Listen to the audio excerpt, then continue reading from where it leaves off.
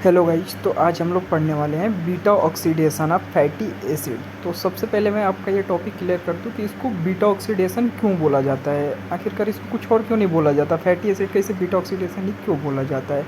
तो इसका जो आपका मेन रीज़न है वो ये है कि जो आपका फैटी एसिड है वो अटैच होता है आर सिंगल बॉन्ड सी और COOH के साथ, और जो आपका COOH फंक्शनल ग्रुप है उसके साथ वाला कार्बन कौन सा कार्बन होगा, अल्फ़ा कार्बन।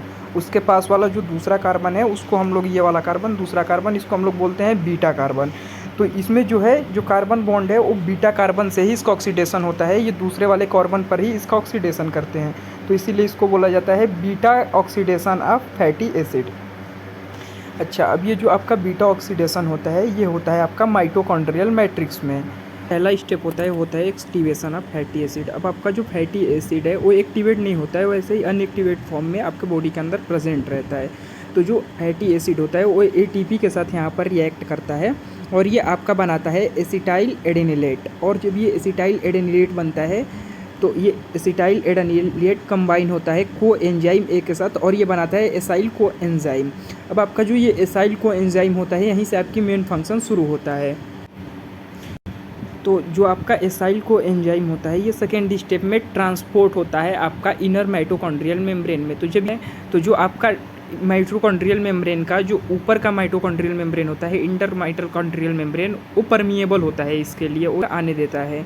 लेकिन जो आपका इनर माइटोकॉन्ड्रियल मेम्ब्रेन होता है जो कि माइटोकॉन्ड्रिया के अंदर होता है वो फैटी एसिड्स के लिए परमिएबल बिल्कुल भी नहीं होता है। और जो एसाइल को एंजाइम होता है आपका, ये फैटी एसिड का एक डेरिवेटिव होता है, तो इसीलिए इसको अंदर नहीं आने देता। तो वहाँ पर एक हमारा एंजाइम काम करता है जिसको हम बोलते हैं कार्नेटिन। अब ये जो हमारा कार्नेटिन एंजाइम होता है ये एसाइल को एंजाइम के साथ अटैच हो जाता है, और जब ये अटैच हो जाता है तो जो आपका इनर माइटोकॉन्ड्रियल मेम्ब्रेन होता है वो इसके लिए परमिएबल हो जाता है, और जो आपका एसाइल को एंजाइम है वो कार्निटीन के साथ अटैच होकर इनर माइटोकॉन्ड्रियल मेम्ब्रेन में आ जाता है।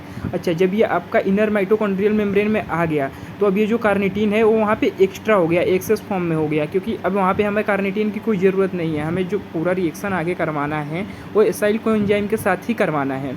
तो यहाँ पे एक दूसरा एंजाइम काम करता है जिसको बोलते हैं कार्निटीन एसाइल ट्रांसफरेज 2।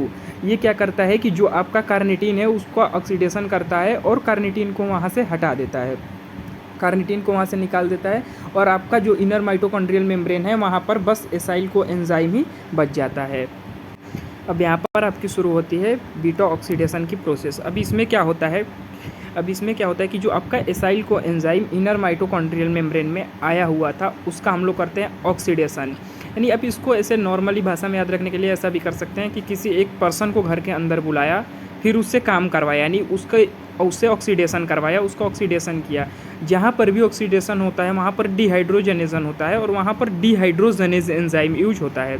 अब जहाँ पर भी डिहाइड्रोजनेज एंजाइम यूज होगा वहाँ पर एनर्जी की ज़रूरत पड़ेगी, तो इसलिए यहाँ पर FADH से FADH2 आपका बन जाता है।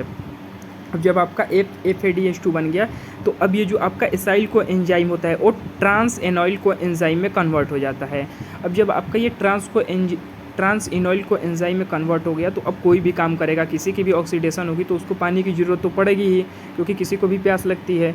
तो वहाँ पर हम लोग करते हैं हाइड्रेशन। अब हाइड्रेशन का क्या मतलब है, हम यहाँ पे इसको H2O देते हैं, और आप इसका एंजाइम ऐसे याद रख सकते हैं कि जो आपका ऊपर वाला ट्रांस इनॉल है तो उसी का हम लोग इनॉइल को ए और हाइड्रेशन कर रहे हैं तो हाइड्रेट को ले लिया है, और यहाँ पर हम पानी देते हैं और ये बन जाता है आपका बीटा हाइड्रोक्सी एसाइल को एंजाइम।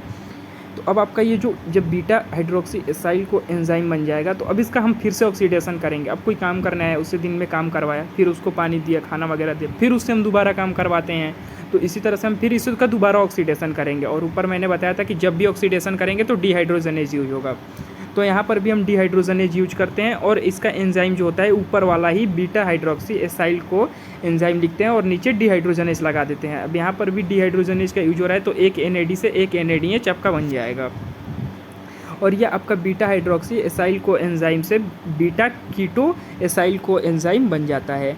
अब जब ये बीटा एसाइल को एंजाइम अब जब ये बीटा कीटो एसाइल को एंजाइम बन जाता है तो अब इसका क्लीवेज हो जाता है, यानी कि कोई सुबह से काम कर रहा है, उसको बस पानी दिया, फिर उसने काम किया, तो उसके बाद से एक ऐसा पॉइंट आता है कि वो टूट जाता है, वो उस बंदे में बिल्कुल भी ताकत नहीं रहती। तो अब ये सेम प्रोसेस इसके साथ होता है। तो जो आपका बीटा को एसाइल होता है अब ये टूट जाता है, इसका क्लीवेज हो जाता है, और यहाँ पर क्लीवेज होता है तो एंजाइम होता है बीटा कीटो एसाइड और थियोलेज। जब भी टूटेगा तो यहाँ पर थियोलेज का यूज़ होगा, और यहाँ पर आपका बन जाता है एसाइल को ए, और एसाइल को ए का 2 पार्ट बन जाता है, और जो आपका एसाइल को एंजाइम होता है ये वापस से इस प्रोसेस को शुरू कर देता है। तो ये जो प्रोसेस होती है ऐसे ही बार बार होती रहती है और हमारे बॉडी में एटीपी प्रोड्यूस होते रहते हैं।